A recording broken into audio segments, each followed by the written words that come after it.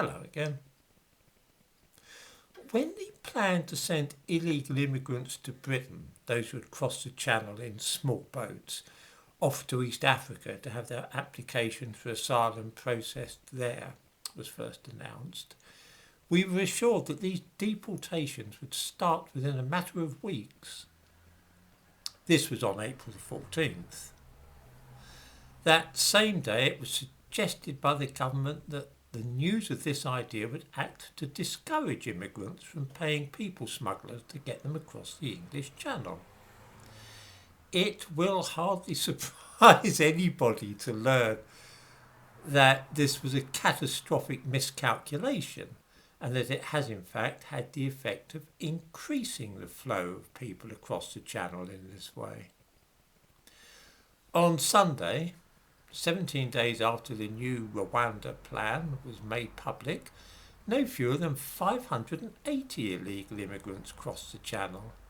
This brought the number this year to arrive in Britain in this way to 7,000, precisely 3 times as many as made the crossing in the first 4 months of last year. That worked well, didn't it? It's not hard to see what has happened here, and some of us predicted this when the new policy was made public.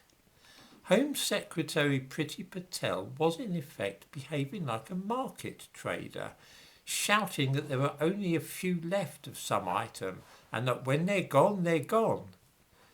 And so you'd better hurry if you want to take advantage of the offer, because the opportunities will soon be ended.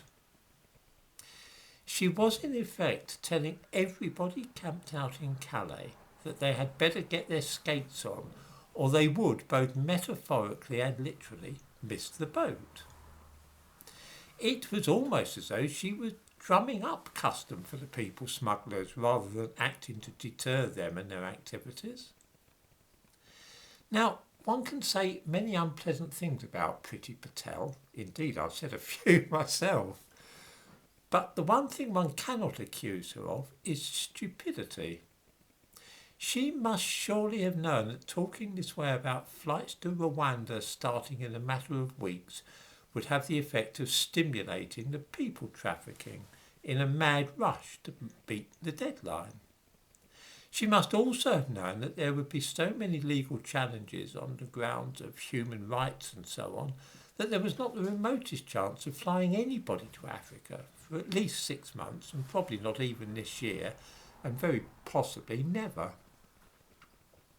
That being so, we have to ask ourselves what on earth she was up to, what she really hoped to achieve by this nonsense.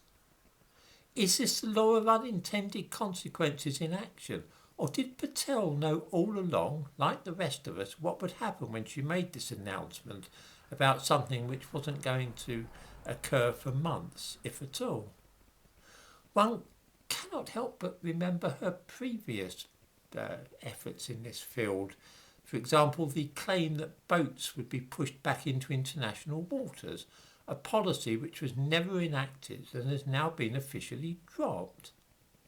In short, what are Patel's real motives and policies here?